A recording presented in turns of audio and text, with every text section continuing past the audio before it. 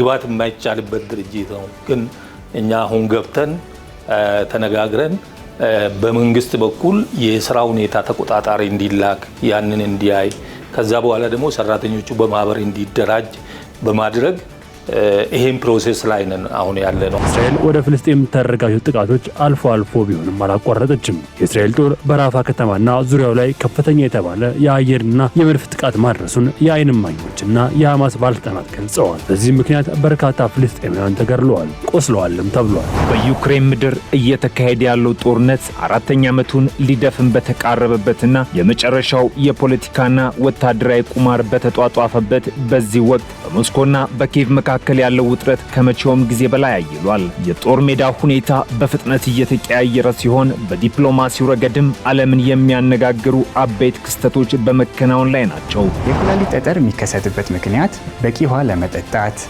አንዳንድ የሕክምና ሁኔታዎች ለምሳሌ ተደጋጋሚ ሽንት ቱቦ ኢንፌክሽን፣ ሪህ፣ ጨው የበዛበት ምግብ አብዝቶ መመገብ፣ በኦክዛሌት የበለጸጉ ምግቦችን ማለትም እንደ ስፒናች ያሉ ምግቦችን አብዝቶ መመገብ እንዲሁም የኩላሊት ጠጠር በቤተሰብ ውስጥ መኖር ጠቀስ።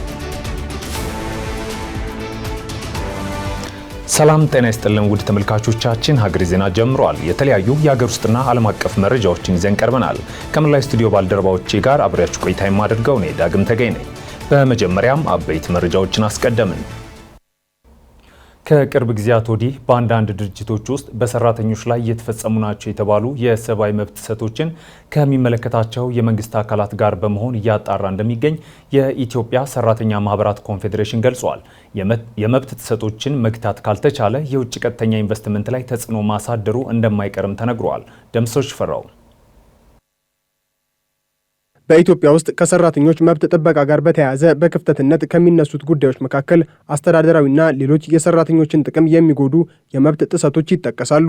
በሰራተኞች ላይ የሚከሰቱ አካላዊ ጥቃቶችን ጨምሮ የተለያዩ የሰብአዊ መብት ጥሰቶች ተፈጽመዋል የሚሉ ሪፖርቶች በተለያዩ ተቋማት ይፋ የተደረጉበት ወቅትም የቅርብ ጊዜ ትውስታ ነው። ከዚህ ጋር ተያይዞ የኢትዮጵያ ሰራተኛ ማህበራት ኮንፌዴሬሽን ምን እየሰራ ነው ስንል የኮንፌዴሬሽኑን ፕሬዝዳንት አቶ ካሳሁን ፎሎን እየጠየቅን ሲሆን በምላሻቸውም ብዙውን ጊዜ ለእንደዚህ አይነት የመብት ጥሰት እየተጋለጡ ያሉት የሰራተኛ ማህበራት በሌሉባቸው ተቋማት ውስጥ እንደሆነ ገልጸዋል። ፌዴሬሽኑ በግለሰብ ደረጃ ያሉ የመብት ጥሰቶችን ተከታትሎ እርምጃ መውሰድ እንደማይችልም የጠቀሱት ፕሬዝዳንቱ በተለያዩ መንገዶች ከሰራተኞች የሰብአዊ መብት ጥሰት ጋር በተያያዘ ስማቸው በሚነሱ ተቋማት ላይ ከሚመለከተው የመንግስት አካል ጋር በመተባበር ፍተሻና ምርመራ እያካሄዱ እንደሚገኙም አስታውቀዋል። እንደምታውቁት በየሶሻል ሚዲያው የሚመላለሱ ነገሮች አሉ። ለምሳሌ ባናደራጃቸውም አሁን በቅርብ እየሰራናላቸው ያሉ ነገሮች አሉ።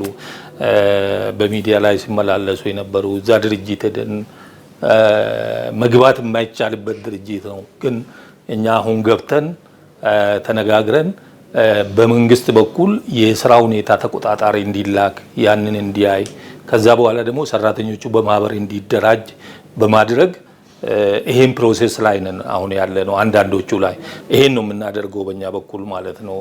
እንዳለን ሰራተኞቹን እናደራጃለን። ችግሮቹም በዛው አንድ በአንድ እየተፈቱ ይሄዳሉ። እዛው ከማናጅመንቱ ጋር የሚፈቱ አሉ። በክልል ደረጃ ከማህበራዊ ጉዳይ ጋር የሚፈቱ አሉ። ወደ ፌዴራል የሚመጡ አሉ። ያ ካለፈ ደግሞ ወደ ፍርድ ቤት የሚሄዱ አሉ። አሁን የወንጀል ጉዳይ ድርድር የሚደረግበት አይደለም፣ ወንጀል ከሆነ ማለት ነው። በሰራተኞች ላይ የሚፈጸሙ የመብት ጥሰቶች ወደ ኢትዮጵያ የሚመጡ ኢንቨስትመንቶችን ሊያስቀሩ እንደሚችሉ የገለጹት ደግሞ የስራና ክህሎት ሚኒስቴር ዴኤታው አቶ ዳንኤል ተሬሳ ናቸው። አብዛኛዎቹ ትላልቅ ኩባንያዎች መዋለ ንዋያቸውን ፈሰስ ከማድረጋቸው በፊት መሰል የሰራተኞች መብት አያያዝና ሀገሪቱ ከሰራተኞች መብት ጥበቃ ጋር በተያያዘ የምትከተለውን ፖሊሲ እንደሚገመግሙም ተናግረዋል። ይህንንም ታሳቢ በማድረግ ዜጎች አስቀድመው ስለሚሰሩት ስራና ስለመብታቸው በቂ ግንዛቤ እንዲኖራቸው ለማስቻል የህግ ማዕቀፎች የማሻሻል ስራዎች መሰራታቸውን ጠቁመዋል። የዓለም አቀፍ ኢንቨስተሮች ወደ ሀገራችን ለመምጣት እንደ ቅድመ ሁኔታም ዛሬ ላይ የሚታዩ የሰራተኛ አያያዝ፣ የሰራተኛ ምርታማነት፣ አጠቃላይ በህጎቻችን ያሉ ሁኔታዎች በጣም ማተር ስለሚያደርጉ በእነኚህ ላይ ደግሞ በርካታ ስራዎች በርካታ ሪፎርሞች ተሰርተው ዛሬ ላይ ጥሩ ውጤት እያስገኙ ነው። ከዚህ በኋላም ደግሞ በርካታ ስራዎች ይጠብቁናል። ያንንም ደግሞ በመቀናጀት ቅድም ያነሳሁት የሶስትዮሽ መድረክን በማጠናከር ከናንተ ጋር ከሚዲያ አካላት ጋርም በሚገባ በመቀናጀት ዜጎቻችን በቂ እውቀት አግኝተው በቂ ግንዛቤ አግኝተው ወደ ስራ እንዲገቡ ማድረግ ያስፈልጋል። እነኚህ ጉዳዮች ተደማምረው እንግዲህ የሰራተኞችን ደህንነት ችግሮችን መቅረፍ ይቻላል ማለት ነው። ከዚህ በተጨማሪም በተለይም የግል ድርጅት ሰራተኞችን መብት ከማስጠበቅ አኳያ ከሰራተኞች ከአሰሪዎችና ከመንግስት የሚመለከታቸው አካላት የተካተቱበት ቦርድ የማቋቋም ሂደቱ በመጠናቀቅ ላይ እንደሚገኝ ገልጸዋል። ይህ ቦርድ በዋነኛነት የግል ሰራተኞችን ዝቅተኛ የደሞዝ ወለል የመወሰን ስራን የሚሰራ ቢሆንም የሰራተኞችን መብትና ደህንነት ለማስጠበቅም ከፍተኛ አስተዋጽኦ እንደሚኖረው ተናግረዋል። ምህዳሩን ማስፋት፣ ህጉን ማሻሻል፣ የሶስትዮሽን ማጠናከር ሶስትዮሽ ማለት የአሰሪ የሰራተኛና የመንግስት በጋራ ነው የሚሰራው ሌበር ላይ ኤኒ ኢሹ ካለ በዛ በሶስትዮሽ የሚፈታ ከዛ ውጪ ደግሞ ከዚህ በፊት የነበሩ ጉዳዮችን ሁላችንም እንደምናውቀው አሳሪ ህጎቻችን እንዳይደራጁ እንኳን በመብታቸው ብዙ ቻሌንጆች ሲገጥማቸው እንደነበረ እናውቃለን። አሁን ግን መንግስት እነዛን ህጎች በማሻሻል ሰራተኞች በነፃነት መደራጀት እንዲችሉ በርካታ ስራዎች እየተደረጉ ይገኛሉ ማለት ነው። በስራ ሁኔታዎች ላይም ደግሞ የስራ የኦኩፔሽናል ሄልዝ ኤንድ ሴፍቲ የምንለውን ያንን ለማረጋገጥም በርካታ ስራዎች እየተሰሩ ይገኛሉ። ግንዛቤ መፍጠር አንዱ ነው፣ ማሰልጠን አንዱ ነው።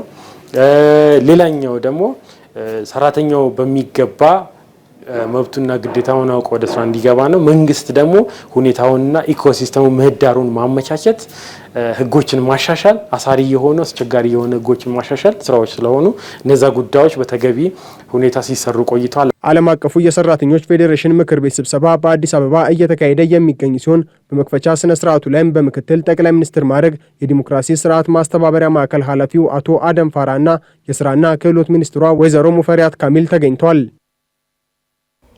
በዓለም አቀፍ ደረጃ ይሰጡ የነበሩ የበጀት ድጋፎች መቀዛቀዛቸውን ተከትሎ የኤችአይቪ ኤድስ መከላከልና መቆጣጠር ስራዎች ተግዳሮት እንዳጋጠማቸው ተነግሯል። ጤና ሚኒስቴር በበኩሉ የኢትዮጵያ ጤና መዋቅር በመንግስት የሚመራ መሆኑ በድጋፎች መቀዛቀዝ ምክንያት ይደርስ የነበረውን ጉዳት መቀነስ መቻሉን ገልጿል። እሱ ባለው ጋሻው ኤችአይቪ ኤድስን ለመከላከልና ለመቆጣጠር የሚሰሩ ስራዎች ሊጠናከሩ እንደሚገባ ተመላክቷል። ኤችአይቪ ከተከሰተ በኋላ በዓለም አቀፍ ደረጃ የተከናወኑ የመቆጣጠር ስራዎች ከፍተኛ ውጤት ቢያስመዘግቡም መዘናጋቶች እየተስተዋሉ ስለመሆናቸው መረጃዎች አመላክተዋል። በአንዳንድ የኢትዮጵያ አካባቢዎችም ኤችአይቪ አሁንም ቀላል የማይባል የስርጭት መጠን እንዳለው የጤና ሚኒስቴር መረጃዎች ያሳያሉ። የኤችአይቪ መከላከልና መቆጣጠር ስራዎች ከፍተኛ በጀት የሚፈልጉ መሆናቸውን የገለጹት በኤችአይቪ ዙሪያ የሚሰራው ኤድስ ሄልዝ ፋውንዴሽን የኢትዮጵያ ዳይሬክተር ዶክተር መንግስቱ ገብረ ሚካኤል የዓለም አቀፍ ተቋማት የበጀት ድጋፍ መቀዛቀዝ የሚሰሩ ስራዎችን አደጋ ላይ የጣለ መሆኑን ጠቁመዋል። አብዛኛው ድጋፍ የነበረው ከአሜሪካ በተለይ ደግሞ ከዩኤስኤአይዲ ስለነበረ የዩኤስኤአይዲ ስትራቴጂ በሚቀየርበት ጊዜ ፈንዱ እጅጉን ቀንሷል። በዚህ ምክንያት እንግዲህ የኤችአይቪ ፕሮግራም በብዙ ሀገራት ውስጥ አደጋ ውስጥ እየገባ መጣ ማለት ነው። እንግዲህ ሙሉ ለሙሉ ያልቆመው ለምንድነው? በተወሰነ መልኩ የሚደገፏቸው ፕሮግራሞች አሉ። ለምሳሌ የጸረ ኤችአይቪ መድኃኒት እስካሁን ድረስ ከፍተኛ እጥረት አላጋጠመም። መድኃኒቱን የጀመሩ ሰዎች አሁንም እየወሰዱ ነው ያሉት። ኤችአይቪ ምርመራን የመሳሰሉ ነገሮች አሁን እየተከናወኑ ነው ያሉት።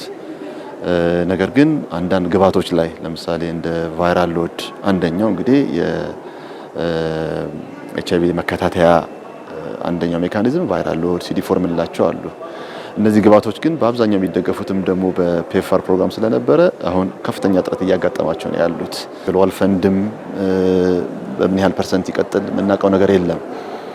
ስለዚህ አሁን እጅግ ከፍተኛ አደጋ ተጋርጦበታል ማለት ይቻላል። ድጋፎች መቋረጣቸውን ተከትሎ የተከሰቱ የአገልግሎት ችግሮችን ለመፍታት መንግስት እንዲሁም ሌሎች ባለድርሻ አካላት የበኩላቸውን ሚና ሊወጡ እንደሚገባም ተጠቁሟል። ቴክኒካል አሲስታንስ የሚሰጡ ፓርትነሮች ድርጅቶቻቸውን እየዘጉ ነው። ያ ማለት ምን ማለት ነው? እንግዲህ ሳይንስ ፐርፌክት አይደለም፣ በየጊዜው ይቀያየራል። ያ ደግሞ በየጊዜው ስታንዳርድን ማሻሻል፣ ኳሊቲ ማሻሻል፣ ክትትል፣ ግምገማ፣ ዳታ ይፈልጋል። እነዚህን ደግሞ ቴክኒካሊ አሲስት ሲያደርጉ የነበሩ ፓርትነሮች በአሁኑ ሰዓት እየተዘጉ ስለሆነ አንደኛ መንግስት የነዚህን ክፍተት አድሬስ ለማድረግ ሜካኒዝሞችን፣ ስልቶችን መንደፍ ያስፈልጋል። ትኩረት ሊሰጠው ይገባል። ለዚህ የሚያስፈልጉ በጀቶችን መመደብ ያስፈልጋል። ህብረተሰቡ ማስተባበር ያስፈልጋል። መንግስት በዋነኛነት ይሄን ነገር ትኩረት ሊሰጠው ይገባል። ከዛም ባሻገር ደግሞ ኢንተርናሽናል ኦርጋናይዜሽንስ እዚህ ላይ የሚሰሩ እንደ ኤችኤፍ ያሉ ዶነሮችም ቢሆኑ አሁንም ሌሎችም ዶነሮች ስላሉ እዚህ ላይ ትኩረታቸው ያስፈልጋል። አገር በቀል ድርጅቶችም ደግሞ እንደዚሁ። ኢትዮጵያ ያጋጠመውን የበጀት ችግር ከሌሎች ሀገራት አንጻር መቋቋም ችላለች የሚሉት በጤና ሚኒስቴር የኤችአይቪ ኤድስ መከላከልና መቆጣጠር መሪ ስራ አስፈጻሚ ፍቃዱ ያደታ በበኩላቸው የኤችአይቪ መከላከልና መቆጣጠር ስራ በመደበኛው የጤና መዋቅር ውስጥ የሚሰራ መሆኑ ጉዳቱን እንደቀነሰው ተናግረዋል። መንግስት አስፈላጊ የበጀት ማሻሻያዎችን እያደረገ ስለመሆኑም ገልጸዋል። መንግስት በየአመቱ መጠነኛ የሆነ ጭማሪ ይጨምራል። ነገር ግን የዚህን የበጀት ችግር ለመቅረፍ የተወሰደው እርምጃ ምንድነው? ካሉት የአገልግሎት አሰጣጥ ስርዓት ውስጥ በማቀናጀት ሌሎች በሚሰሩበት ሰው ኃይል ቦታ በጀት እንዲሰራ ተደርጎ በተቀናጀ መልኩ በአንድ ድንጋይ ሁለትና ሶስት ወፍ በሚል ስርዓት የወጪ ቆጣብነትን ስርዓት በተከተለ ስለሚሰራ እምብዛም የሆነ ጉዳት አይደርስበትም የሚል እምነት አለ። ኤፒዴሚኩን ቀላል በማይባል ደረጃ መቆጣጠር ተችሏል። ነገር ግን እጃችን ላይ ያሉ ቫይረሱ በደማቸው ውስጥ ያሉ የጸረ ኤችአይቪ ኤድስ አገልግሎት እያገኙ ያሉትን በአግባቡ መንከባከብ፣ በአግባቡ መድኃኒታቸውን እንዲወስዱ ማድረግ፣ የማህበራዊና ኢኮኖሚያዊ ችግሮቻቸውን ከጎን ሆነን ከመድኃኒታቸው እንዳይጠፉና የቫይረስ ልኬታቸውን ዝቅ እንዲያደርጉ በዛውም ልክ ደግሞ የማስተላለፍ እድላቸው እንዲቀንስ ማድረግ ይጠበቅብናል። ጤና ሚኒስቴር ይህን ይበል እንጂ በኤችአይቪ ኤድስ መከላከልና መቆጣጠር ሂደት ውስጥ ያጋጠመው የድጋፍ መቋረጥ ቀላል እንዳልሆነ ጣቢያችን ያነጋገራቸው ባለድርሻዎች ጠቁመዋል። ዩኤን ኤድስ የዓለም የኤችአይቪ ኤድስ ቀንን አስመልክቶ ከተለያዩ አካላት ጋር በመተባበር ባዘጋጀው መርሃ ግብር ላይም በሽታውን ለመከላከልና ለመቆጣጠር የሚያስችሉ ድጋፎችን ማሰባሰብ ላይ ትኩረት ተሰጥቶ እንዲሰራ ተጠይቋል። እስራኤል በራፋ አካባቢ የሚገኙ 40 የሐማስ ታጣቂዎችን ኢላማ ያደረገ ጥቃት መፈጸሟ ተሰምተዋል። ታጣቂዎቹ በራፋ አካባቢ እንቅስቃሴ አድርገዋል በሚል የጥቃቱ ሰለባ መሆናቸውም ተነግሯል። በጥቃቱ ንጹሃን ዜጎች ስለመሞታቸውም ተገልጿል። ሚካኤል ኃይሌ ተጨማሪ አለው። መካከለኛው ምስራቅ ወደ ነበረበት የተረጋጋ መንገድ ለመምጣት የሚያደርገው ሙከራ እየተሳካ ያለ ይመስላል። በተለይ የአሜሪካው ፕሬዝደንት ዶናልድ ትራምፕ እያደረጉት ያለው ሙከራ የሰራ በሚመስል መልኩ የሐማስ መሪዎች ጦርነት እንዲያቆሙና በየዕለቱ የሰዎች ጩኸት በየቦታው የሚሰማበት እንደ ቀልድ ሊፈስ የነበር የሰው ልጅ ደም የቆመ በሚመስል መልኩ አሁን ላይ ለውጡ መልካም ነው ለማለት የሚያስደፍር መልኩ ወደ መረጋጋትና ዜጎችም ወጥተው ወደ መግባት የሚችሉበት እድል ስለመፈጠሩ የተነገረ ይገኛል። እስራኤል ወደ ፍልስጤም ተደረጋቸው ጥቃቶች አልፎ አልፎ ቢሆንም አላቋረጠችም። የእስራኤል ጦር በራፋ ከተማና ዙሪያው ላይ ከፍተኛ የተባለ የአየርና የመድፍ ጥቃት ማድረሱን የዓይን እማኞችና የሐማስ ባለስልጣናት ገልጸዋል። በዚህ ምክንያት በርካታ ፍልስጤማውያን ተገድለዋል፣ ቆስለዋልም ተብሏል። የሟቾች ቁጥር እስካሁን በትክክል ባይታወቅም የሰብአዊ ድርጅቶች በርካታዎች እንደሞቱ መናገርም ጀምረዋል። ዛሬ ጠዋት ማክሰኞ ህዳር 23 ቀን የጦር መሳሪያ ድምፅ በራፋ አካባቢዎች ይሰሙ እንደነበረም ተዘግበዋል። እንደ ቲአርቲ ዘገባ 40 የሚሆኑ የሐማስ ጦር አባላት ኢላማ ያደረገ ጥቃት በእስራኤል በኩል ስለመደረጉም ሰምተዋል። ጥቃቱ በራፋ አካባቢ የተንቀሳቀሱ የሐማስ አባላት መኖራቸውን ተከትሎ የተፈጸመ ስለመሆኑ የእስራኤል ሚዲያዎች ዘግበዋል። በአካባቢው ያለው የሰብአዊ እርዳታ አቅርቦት ባለመኖሩ እጥረት በጋዛ ያሉ ነዋሪዎች የውሃና የምግብ እጥረት ከፍተኛ ደረጃ ላይ መድረሱም ተነግረዋል። በተለይም በራፋና አካባቢው የነበሩ ህጻናትና አረጋውያን ላይ የጤና ችግር እየተባባሰ መምጣቱም የጤና ባለሙያዎች ገልጸዋል። የጥቃት የረጅም ጊዜ የምግብ የውሃና የሕክምና አቅርቦት እጥረት እንዲባባስ ሊያደርገው እንደሚችልም ተገልጿል። በተባበሩት መንግስታት ድርጅት ይህ የሰብአዊ ቀውስን አስከፊ ደረጃ ላይ ያደረሰው መሆኑን አስታውቋል። በራፋ የሚኖሩ ተፈናቂዎች ወደ ሌሎች አካባቢዎች ለመሄድ ተገደው የነበረ ቢሆንም የደህንነት ስጋትና የመጠለያ እጥረት እንዳለባቸው መገለጹን ቲአርቲ ዘግበዋል። በሌላ በኩል የአሜሪካው ፕሬዝደንት ዶናልድ ትራምፕ በእስራኤል ሰሞነኛ እንቅስቃሴ ዙሪያ ከሚዲያዎች ጋር ቆይታም አድርገዋል። በተለይም በሱሪያ ላይ ያነጣጠሩ ሀሳቦችንም ሰጥተዋል። በእስራኤልና በሱሪያ ላይ ባደረጉት ንግግሮችና ፖሊሲዎች ዙሪያ ከፍተኛ ትኩረት ሰጥተው እንደሚሰሩ ሲናገሩ ማድመጥ የተለመደ ተግባራቸው ከሆነ ሰነባብተዋል። ፕሬዝደንቱ በቅርቡ በሰጡት ቃለ መጠይቆች ላይ እስራኤል ከአሜሪካ ላይ ያላትን ጥገኝነትና የራሷን ደህንነት ለማረጋገጥ የአሜሪካ እርዳታ እንደምትጠቀም በተደጋጋሚ ተናግረዋል። ይህንን ሲገልጹ እስራኤል በአሜሪካ ላይ የምትሰጠውን ምላሽ በቂ አይደለም ሲሉ መናገራቸውም ይታወሳል። የአሜሪካ እርዳታ መጥቀስ ትራምፕ አሜሪካ ለእስራኤል በዓመት $4.5 ቢሊዮን የደህንነት እርዳታ ትሰጣለች በማለት ደጋግመውም ጠቅሰዋል። ይህ እርዳታ እስራኤል በክልሉ ውስጥ ወታደራዊ የበላይነት እንዲኖራትና የራሷን ደህንነት እንድትጠብቅ እንዳ እንዳስቻላትም ገልጸዋል። አንዱ ለአንዱ የሚባል የለም፣ እኛ ለእነሱ በጣም ብዙ ነገር ሰጥተናል፣ ነገር ግን ከእነሱ የምናገኘው ምላሽ ያን ያህል አይደለም ሲሉም ተናግረዋል። እስራኤል የዩናይትድ ስቴትስን ገንዘብና ቴክኖሎጂን ተጠቅማ የራሷን ደህንነት እያረጋገጠች እንደሆነም ተናግረዋል። አሜሪካ ወታደራዊና ኢኮኖሚያዊ እርዳታን እስራኤልን በክልል ውስጥ ጠንካራ እንድትሆን እንዳደረጋትም ጠቁመዋል። የትራምፕ አስተዳደር የአብርሃም ስምምነቶች በመባል የሚታወቁትን የእስራኤልን ከበርካታ አረብ ሀገራት ጋር ያደረገውን መደበኛ ግንኙነት የማስፈጸም ጥረቶች መልካም መሆናቸውን ተናግረዋል። ሆኖም ግን ይህ ስምምነት ለእስራኤል ብቻ ሳይሆን ለሁሉም ወገኖች ይጠቅማልን በማለት አብራርተዋል። ትራምፕ በእስራኤል ፖለቲካ ውስጥ የአሜሪካ ተጽዕኖ እንዳለበትና እስራኤል የዩናይትድ ስቴትስን የፖለቲካ ፍላጎት አክብራ የምትሰራ ከሆነ የተሻለ ግንኙነት ይኖራቸዋል የሚል ስሜትም ሰጥተዋል። ትራምፕ የአብርሃም ስምምነቶች ትልቅ ስኬት እንደሆነም አድርገው ያዩታል። እነዚህ ስምምነቶች እስራኤልን ከተባበሩት አረብ ኤሚሬቶች፣ ባህሬን፣ ሱዳንና ሞሮኮ ጋር መደበኛ ግንኙነት እንዲኖራትም አድርገዋል። ለእስራኤል ብቻ ሳይሆን ለሁሉም። ሆኖም ግን እነዚህ ስምምነቶች ለእስራኤል ብቻ ሳይሆን ለአሜሪካም ጠቃሚ ናቸው የሚል ስሜት ያለው ንግግርም አድርገዋል። ይህ እስራኤል የራስን ጥቅም ለማስጠበቅ ብቻ ሳይሆን የክልሉን ሰላም ለማምጣት ለአሜሪካ ፖሊሲዎች መደገፍ እንዳለባት ተናግረዋል። በዶናልድ ትራምፕ የፕሬዝዳንት ዘመን ሶሪያ ላይ የነበረው ፖሊሲ በተለዋዋጭነት ከሚነሱ ነጥቦች መካከል ዋነኛው መሆኑ ይነገራል። በተለይም የሶሪያው አዲሱ ፕሬዝዳንት ወደ መንበረ ስልጣን ከመጡ ወዲህ የተለያዩ ነጥቦችን ሲያወጡ እርስ በእርሳቸው የሚጋጩ ነጥቦችንም ሲያነሱ ሲደመጡም ቆይተዋል። በተለይ የሶሪያው ፕሬዝዳንት አህመድ ሻራህ ወደ አሜሪካ ካደረጉት ጉዞ በኋላ የሶሪያና የአሜሪካ ግንኙነት ወደ መልካም ደረጃ ስለመድረሱ የተነገረም ይገኛል። ትራምፕ ባላቸው ሰላማዊ ዓለም የሚለው የፖለቲካ እርምጃቸው ምክንያት የሶሪያው ፕሬዝዳንት ሻራህን ለመቀበል አካባቢውን ሰላም ስለማድረግ አብረው እንዲሰሩ ለማድረግ እንዳስቻለውም ተነግሯል። በሌላ በኩል ትራምፕ በሶሪያ ውስጥ የሚገኙ የአሜሪካ ወታደሮች በከፊል ወይም ሙሉ በሙሉ የማስወጣት ውሳኔያቸውን ከፍተኛ ክርክር አስነስቶም ቆይተዋል። ይህ ውሳኔ የሶሪያ መንግስትና አጋሮቹ ሩሲያና ኢራን እንዲሁም የኩርድ ኃይሎች ላይ ተጽዕኖ አሳድረዋል። ትራምፕ የኢራን ተጽዕኖ በሶሪያና በመካከለኛው ምስራቅ ለመገደብ ፖሊሲዎችን እያወጣች ስለመሆኑን ተናግረዋል። ይህም በሶሪያ ውስጥ ተቃዋሚ ኃይሎችን መደገፍና በኢራን ላይ ተደራራቢ ማዕቀብ መጣልን ያካተተ እንደሆነም ተነግረዋል። በሶሪያ ውስጥ የኬሚካል ጦር መሳሪያ ጥቅም ላይ ሲውል ትራምፕ በሶሪያ ላይ የአየር ጥቃት እንዲፈጸም ትዕዛዝ መስጠታቸውም ይታወሳል። ዶናልድ ትራምፕ በእስራኤል ላይ የሰነዘሩ ትችቶችና በሶሪያ ላይ በነበራቸው ፖሊሲዎች ሁለቱም የመካከለኛው ምስራቅ ክልል የፖለቲካ ደህንነት ሁኔታ ላይ ተጽዕኖ ፈጥረዋል። በእስራኤል ላይ የወጡ አዳዲስ ዘገባዎች ደግሞ በክልሉ ያለው ውጥረትና የሰብአዊ ቀውሶች ምን ያህል ከባድ እንደሆኑ ያሳያል።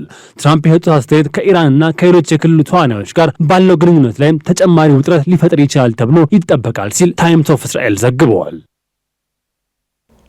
የሩሲያ ጦር በምስራቅ ዩክሬን የምትገኘውን የፖክሮቭስክ ከተማን ሙሉ በሙሉ መቆጣጠሩን ገልጿል። ይህ ድል ለሞስኮ በአንድ ዓመት ውስጥ ከተመዘገቡት ወታደራዊ ስኬቶች ሁሉ ትልቁ ነውም ተብለዋል። ዩክሬን የከተማዋን በይፋ ባታረጋግጥም በአካባቢው ከባድ ውጊያ እየተካሄደ መሆኑና በ24 ሰዓት ውስጥ ብቻ ከ43 በላይ የሩሲያ ጥቃቶችን ማስተናገዷን ገልጻለች። ተጨማሪ አለን። በዩክሬን ምድር እየተካሄደ ያለው ጦርነት አራተኛ ዓመቱን ሊደፍን በተቃረበበትና የመጨረሻው የፖለቲካና ወታደራዊ ቁማር በተጧጧፈበት በዚህ ወቅት በሞስኮና በኪየቭ መካከል ያለው ውጥረት ከመቼውም ጊዜ በላይ አይሏል። የጦር ሜዳ ሁኔታ በፍጥነት እየተቀያየረ ሲሆን በዲፕሎማሲው ረገድም ዓለምን የሚያነጋግሩ አበይት ክስተቶች በመከናወን ላይ ናቸው። በተለይም የሩሲያ ኃይሎች በምስራቅ ዩክሬን ስትራቴጂካዊ ድል መቀዳጀታቸውን ያወጁበትና የአሜሪካው ፕሬዝዳንት ዶናልድ ትራምፕ ልዩ መልእክተኛ ከቭላዲሚር ፑቲን ጋር ለመምከር ወደ ሞስኮ ያቀኑበት ጊዜ መገጣጠሙ የጉዳዩን ክብደት ያጉለዋል። ሞስኮ ታላቅ ወታደራዊ ድል ማግኘቷን ለዓለም አውጃለች። የሩሲያ መከላከያ ሚኒስቴር ይፋ እንዳደረገው በምስራቅ ዩክሬን የምትገኘውና እጅግ ወሳኝ የሆነችው የፖክሮቭስክ ከተማ በሩሲያ ጦር ቁጥጥር ስር ውላለች። ይህ ከተማ ለዩክሬን ሰራዊት የሎጂስቲክስና ስንቅ ማቅረቢያ ዋና ማዕከል በመሆኗ መያዟ ለሞስኮ ባለፈው አንድ ዓመት ውስጥ ካስመዘገበቻቸው ድሎች ሁሉ የላቀውና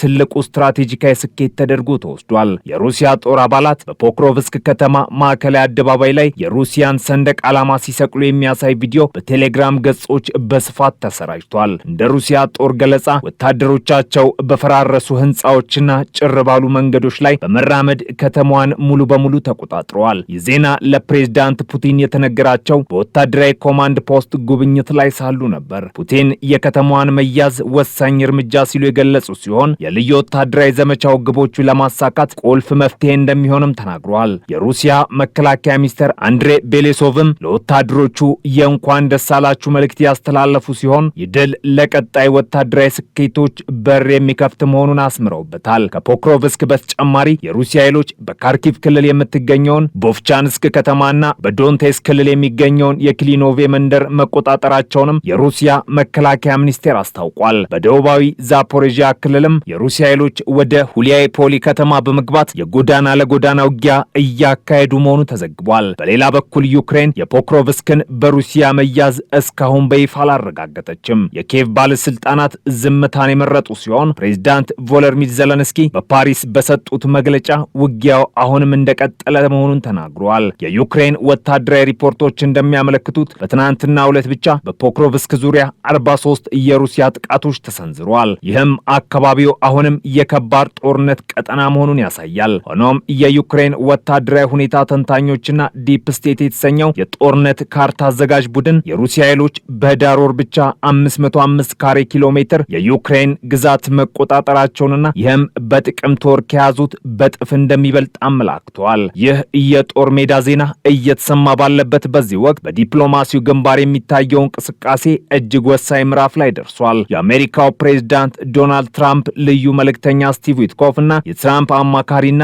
አማች ጃሬድ ኩሽነር ዛሬ ከሰዓት በኋላ ሞስኮ በመግባት ከፕሬዝዳንት ቭላዲሚር ፑቲን ጋር ወሳኝ ምክክር እንደሚያደርጉም ተረጋግጧል። የክሬምሊን ቃል አቀባይ ዲሚትሪ ፔስኮቭ ውይይቱ መኖሩንም አረጋግጧል። ነገር ግን የሩሲያን ቀይ መስመሮች በተመለከተ ዝርዝር መረጃ ከመስጠት ተቆጥቧል። ይህ የዊትኮፍ ጉዞ የሚካሄደው ቅዳሜና እሁድ ፍሎሪዳ ውስጥ ከዩክሬን የሰላም ተደራዳሪ ሩስተም ኡሜሮቭ ጋር ከተደረገው ውይይት በኋላ መሆኑን የጉዳዩን አጣዳፊነት ያሳያል። የሰላም ንግግሩ ማዕከል የሆነው ጉዳይ ጦርነቱን ማስቆም የሚቻልበት መንገድ ነው። ዋይት ሃውስና የትራምፕ አስተዳደር በሰላም ሂደቱ ላይ ትልቅ ተስፋ እንዳላቸው እየገለጹ ነው። ሆኖም ዜሌንስኪ ፓሪስ ላይ ከፈረንሳዩ ፕሬዝዳንት ኢማኑኤል ማክሮን ጋር ባደረጉት ቆይታ የዩክሬን ግዛቶችን አሳልፎ መስጠት በሰላም ድርድሩ ላይ እጅግ አስቸጋሪው ነጥብ መሆኑን ግልጽ አድርገዋል።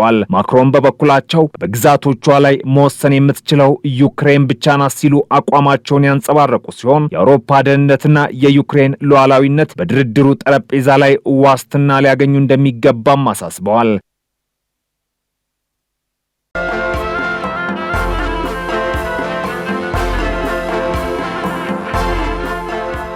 ውድ ተመልካቾቻችን ሀገሬ ዜና እንደቀጠለ ነው። አጫጭር ወዳልናቸው መረጃዎች አለፍን። የኢትዮጵያ ሀገራዊ ምክክር ኮሚሽን የምክክር ጉባኤው የሚመክርባቸውን አጀንዳዎች ቀርጾ ይፋ ለማድረግና ጉባኤውን ለመጥራት ዝግጅቱን እያጠናቀቀ መሆኑን ዋና ኮሚሽነር ፕሮፌሰር መስፍን አርአያ ተናገሩ። ዋና ኮሚሽነሩ ይህን የገለጹት የኢትዮጵያ የሃይማኖት ተቋማትና የሲቪል ማህበረሰብ ድርጅቶች የላቀ ተሳትፎ ለሀገራዊ ምክክር ውጤታማነት በሚል መሪ ሀሳብ በተካሄደ የምክክር መድረክ ላይ ሲሆን መከናወን ያለባቸው ወሳኝ ቀሪ ተግባራትን እያከናወነ መሆኑንም ተናግረዋል። በመድረኩ የሃይማኖት ተቋማት አባቶች፣ ከፍተኛ አመራሮች፣ የሃይማኖት ተቋማት ጉባኤና የሲቪል ማህበረሰብ ድርጅቶች ከፍተኛ የስራ ኃላፊዎች የተገኙ ሲሆን የማህበረሰቡ ተሳትፎ የጎላ እንዲሆንም ጥሪ አቅርበዋል።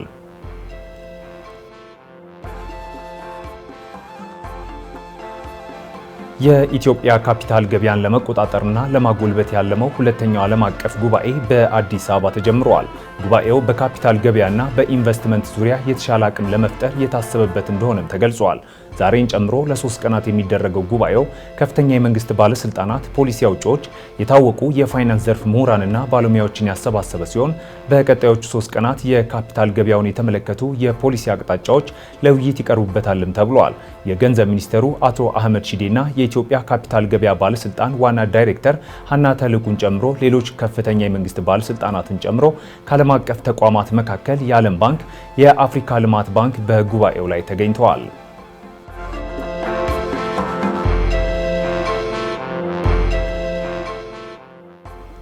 የኑሮ ውድነትን በመቀነስ ገበያውን ለማረጋጋት የተሻለ አሰራር ስልቶችን ቀይሶ መስራት እንደሚገባ ተገለጸ። የአዲስ አበባ ከተማ የገበያ ማረጋጋት፣ ህገወጥ ንግድ ቁጥጥርና አዲስ አበባ ታምርት ግብረ ኃይል ለህብረተሰቡ ትክክለኛና ተጨባጭ መረጃ መስጠት ዋነኛ ተግባሩ እንደሆነም ተነግሯል።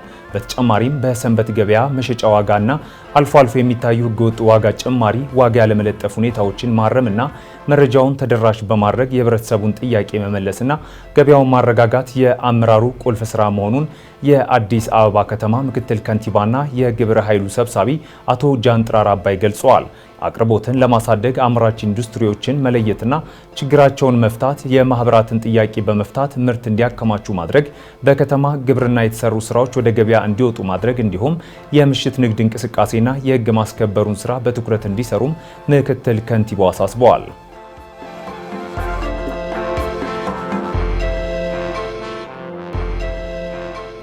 ከሀገር ማዶ ወዳገኘናቸው መረጃዎች አለፍን። የናይጄሪያ መከላከያ ሚኒስቴር መሐመድ ባዳሩ ከስልጣን መልቀቃቸው ተነግሯል።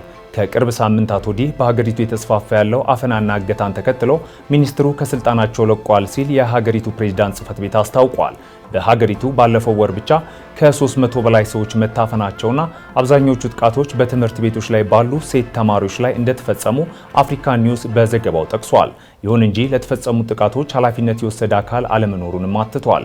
የሀገሪቱ ፕሬዝዳንት ቦላ ቲኑቡ በሀገሪቱ የጸጥታ ኃይል ውስንነት ባለባቸው ቦታዎች ላይ 20 ሺህ የሚጠጉ ወታደሮችን መቅጠራቸው የሚታወስ ሲሆን የአስቸኳይ ጊዜ የደህንነት አዋጅ ማወጃቸውንም ዘገባው አስፍሮታል።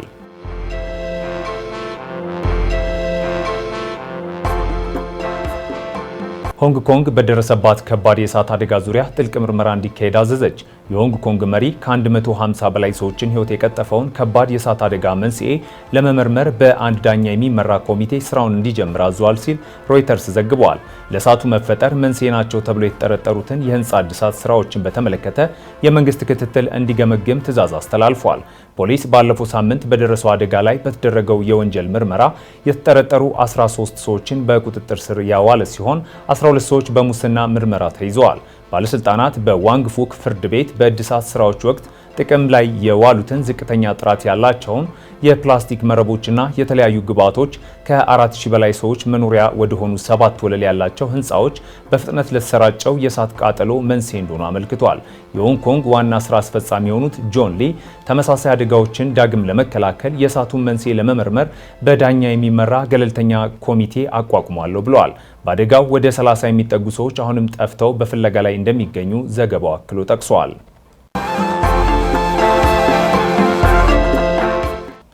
ውድ ተመልካቾቻችን ሀገሬ ዜና ወደ መገባደዱ ነው።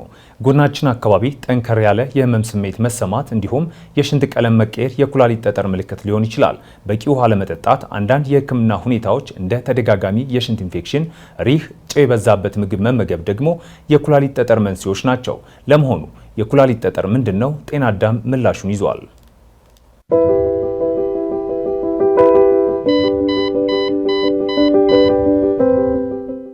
ጤና ይስጥልኝ። ጎኖት አካባቢ ጠንከር ያለ የህመም ስሜት መኖር እንዲሁም ሽንት ሲሸሩ ማቃጠል ወይንም የሽንት ቀለም መቀየር የኩላሊት ጠጠር ምልክት ሊሆን እንደሚችል ያውቃሉ? ለመሆኑ የኩላሊት ጠጠር ምንድን ነው? ለምንስ ይከሰታል? ዶክተር ቢኒያም ፍስሐ ነኝ። አብራችሁን ቆዩ። የኩላሊት ጠጠር በሽንት ውስጥ እንደ ካልሲየም ያሉ ማዕድናትና ጨው ሲከማቹ በኩላሊት ውስጥ የሚፈጠሩ ጠጠር ያሉ እብጠቶች ናቸው። እንደ አሸዋ ቅንጣት ወይንም እንደ ጠጠር ትላልቅ ሊሆኑ ይችላሉ። የኩላሊት ጠጠር የሚከሰትበት ምክንያት በቂ ውሃ ለመጠጣት፣ አንዳንድ የህክምና ሁኔታዎች ለምሳሌ ተደጋጋሚ የሽንት ቱቦ ኢንፌክሽን፣ ሪህ፣ ጨው የበዛበት ምግብ አብዝቶ መመገብ፣ በኦክዛሌት የበለጸጉ ምግቦችን ማለትም እንደ ስፒናች ያሉ ምግቦችን አብዝቶ መመገብ እንዲሁም የኩላሊት ጠጠር በቤተሰብ ውስጥ መኖር ይጠቀሳሉ። ምልክቶቹ በታችኛው የጀርባ ወይንም በጎን አካባቢ ከባድ ህመም፣ ሽንት በምንሸናበት ወቅት የህመም ስሜት መኖር፣ ደም የቀላቀለ ሽንት፣ ማቅለሽለሽ እንዲሁም ማስታወክ ይጠቀሳሉ። የኩላሊት ጠጠር እንዳለብን ወይም እንደሌለብን የሽንት ምርመራ እንዲሁም እንደ አልትራሳውንድ ያሉ የኢሜጂንግ ምርመራዎችን በመጠቀም መለየት ይቻላል። የህክምና አማራጮቹ ምንድን ናቸው? ትናንሽ ጠጠሮች በቂ ፈሳሽ በመውሰድ በራሳቸው ከሰውነታችን እንዲወጡ ይደረጋል። ትላልቅ የኩላሊት ጠጠሮች ደግሞ በቀዶ ህክምና አሊያም የድምፅን ሞገድ በመጠቀም ማስወገድ ይቻላል። በቂ ውሃ በመጠጣት ጤናማ አመጋገብ በመመገብ ራስዎን ከኩላሊት ጠጠር ይከላከሉ። ሰላም።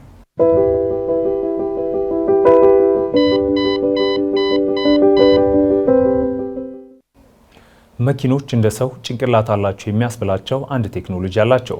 ይህ ቴክኖሎጂ ሁሉም መኪኖች ላይ ይገኛል። ስለዚህ ቴክኖሎጂ የአውቶሞቲቭ ባለሙያው እንዲያዘጋጅቶልናል።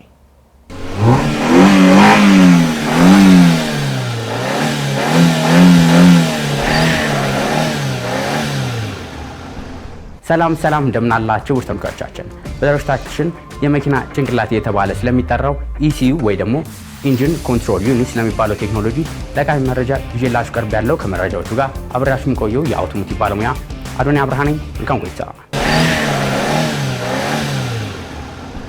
በአዳዲስ መኪኖች ላይ ኢሲዩ እንደ ጭንቅላት ነው።